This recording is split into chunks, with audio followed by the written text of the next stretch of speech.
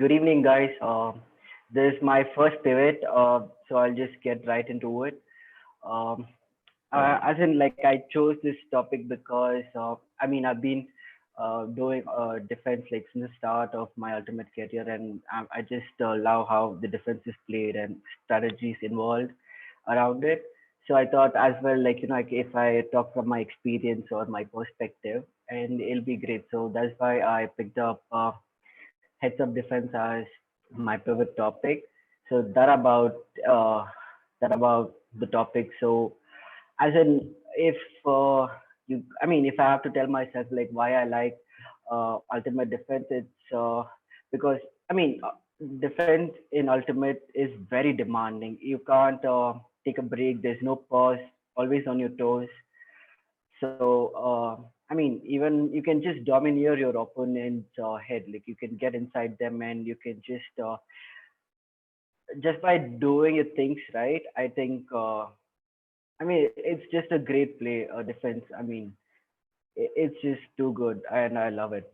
So, at this current pivot session, I'll be talking about discipline defense uh, because I had few topics and I felt 20 minutes was a very short time to conduct all of this. And so I'll just take it as a series. Probably I'll conduct another pivot session next week or whenever it's allotted. So I'll start off with discipline defense or fundamentals of a good ultimate defense. So here goes. So the first thing which comes to my mind if I have to talk about fundamentals of defense is positioning, as in being aware as to when, being the field awareness and knowing where to be at the right time is very crucial. Being defender by good position or using your ultimate IQ, you can just contain when the opponents have a good, the offense have a good rhythm, you can break it down and you can just contain them as much as you can. And when that is when most of the turnovers happen, when the offense is the setup of the whole offense is broken. That is where you're doing your job right. So positioning, I feel it is one of the key fundamentals in ultimate defense. I can give you an example. Like I'll just use our team members as an example because it will be people know our teammates better, so it'll be good that way. So about positioning, I'll say like if I have to uh, mark Sam and Vinay, I'll be positioning myself as very differently because we know Sam as he's a good finisher and he scores a lot of points. But we shouldn't give him that space to. We shouldn't let him take advantage of his plus points. Actually, we should contain him to like where he's like very less effective. So I'll contest the in cuts of Sam, but I'll be very aware of his deep cuts because it's a finish. If he takes off, it's done. Like he got his physical aspects, he stalled, and he'll come down with the disc anytime. But you give him in cuts, you let him have the disc. Like he usually is a very safe player, so he gives it back to the dump or makes a very safe pass, like which would be a 10 yard. But it is still a lot better than him going out and finishing the point. As to like when I marking Vinay, I know like he's not a really good deep threat because his initial cuts and his in cuts are very effective, and that's where his strength lies in.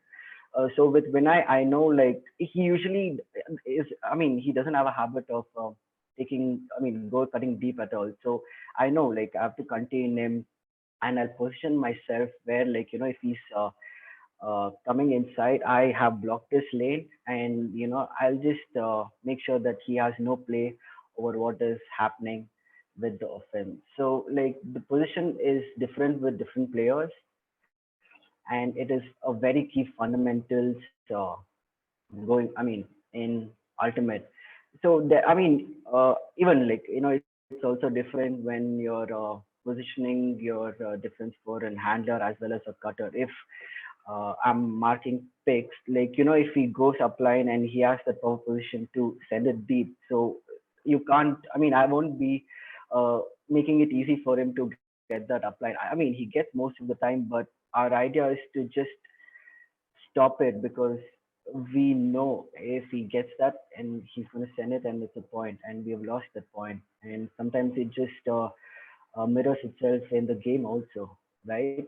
So I think this is how. And if I'm marking someone like Anna, I mean, I understand she's got a lot of throw. So my positioning when marking her itself is like I'll just take a step back and like I'll try to be as big as possible to like reduce her vision of the field and position in a way that she doesn't get a break or anyway because her strength lies in her throws and her vision in the field. So, guys, talking about positioning, I think it is different for each player, and to know where to be in the field always is a great plus point, and it is one of the top qualities of a great defender in Ultimate.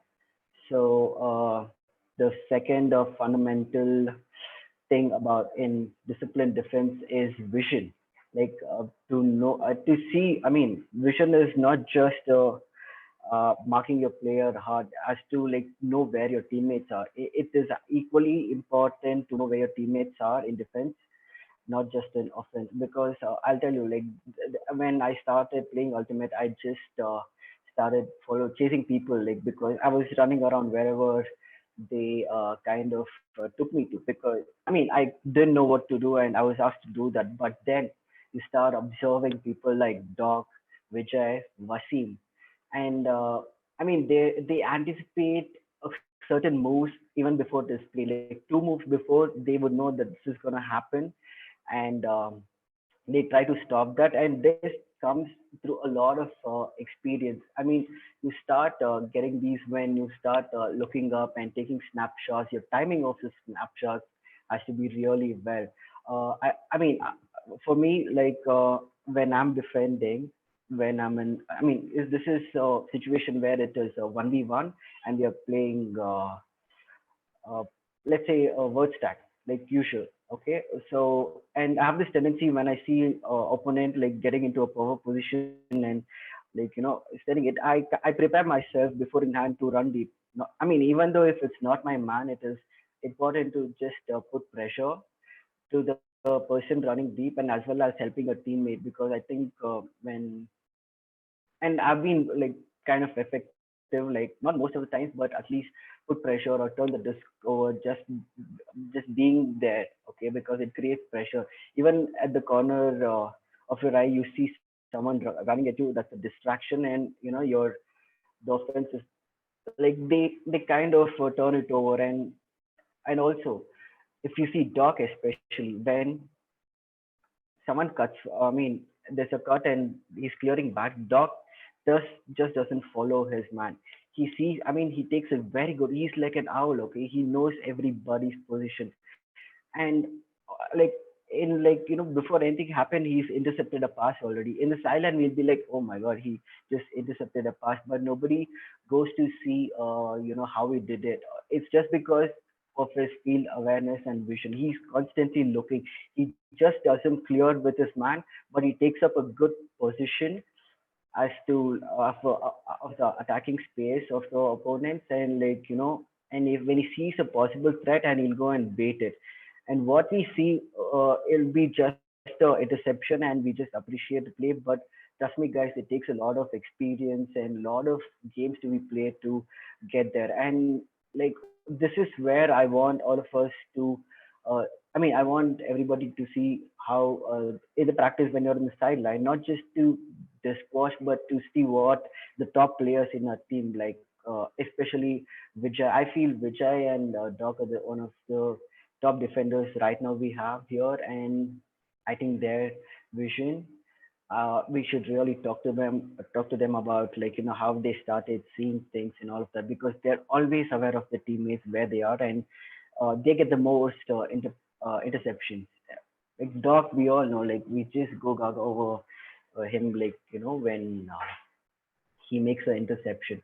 But also, like there's this one timing where you can't like take a snapshot. This is when your defender isn't. I mean, your opponent isn't moving. The offense is probably taking a breather, or not just moving, he's just waiting for the time. And this is such a bad time to take a snapshot, because one, they're resting, they're catching a breath, and that is where they regain their energy. And before you just know, and they would have made a move, and even if they make a slightest fake, and there are good chances you're falling for it, even though you are a really good defender.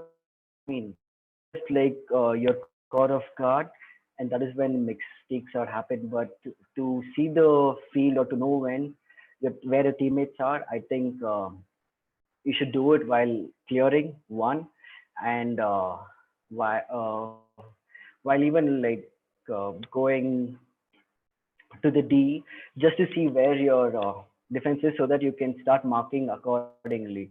So even that helps. So I feel the second most important fundamentals of playing defense in Ultimate is having a great vision. So I think the third aspect of this fundamental is physicality. One, because sports is very demanding in terms of your physical ability and athleticism. If you can,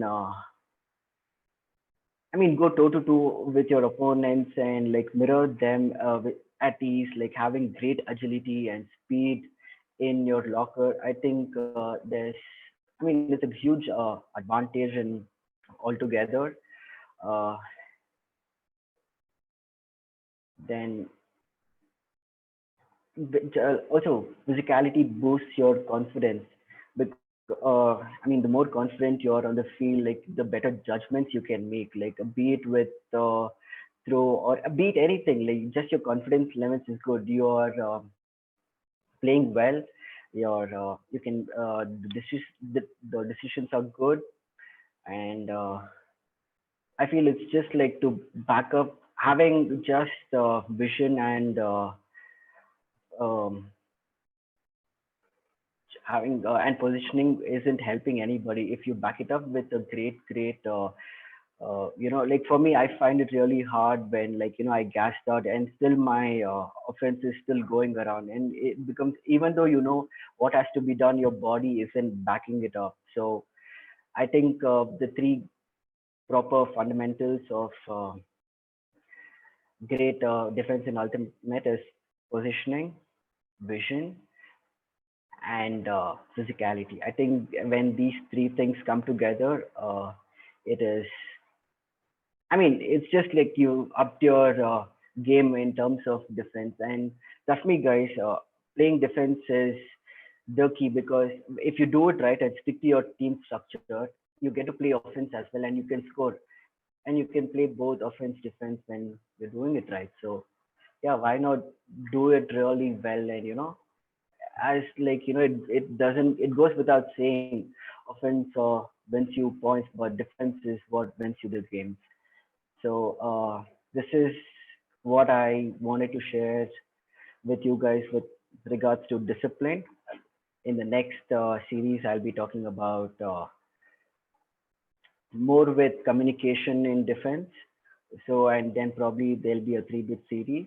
Uh, because 20 minutes is really short. I can just go on and talk a lot. Probably the whole day, but I think taking it in bits and understanding, also interacting with your people with a given lot of time.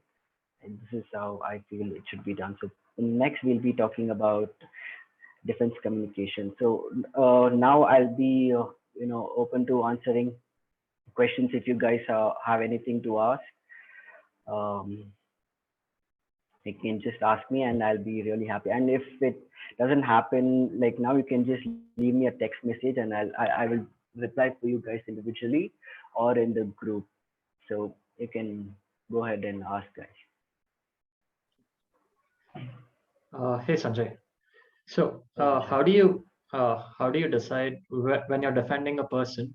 How do you decide Mhm. how far you stand from the person? Uh, you can take any example, whether you're marking someone in the stack, or whether you're marking a person with the disc, or whether you're marking a person, say a dump handler or someone. How do you decide how far you stand?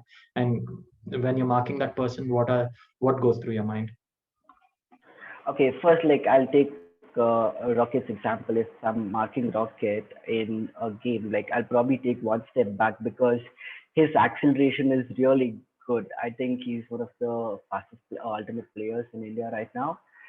So I'll take one step back because to go toe to toe with him, you have to be prepared. So you give that buffer time for yourself, and he's really good at his shoulder drops and feints. So you give that buffer, you give the yourself body that slight a split second of time to adapt, and that is how I do it with someone who's really fast and agile. And if I'm marking someone like Boku, I'd really be really close to him, and sorry to take his example, but I couldn't think of anybody else. I would really stick and I would cut off his lane because I know like he just has to change direction and all. He's gonna take more time and have better time to adapt to that. So this is how I do. I would position myself for a rocket and for a Boku. Does that answer your question, Vijay? Yes, thanks, Sanjay. So guys, anyone else?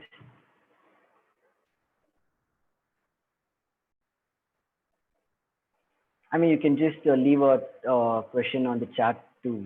Like if you don't want to answer, I mean, talk about it. You can just uh, Hey, give me a Sanjay. write up. Hey, Jaideep.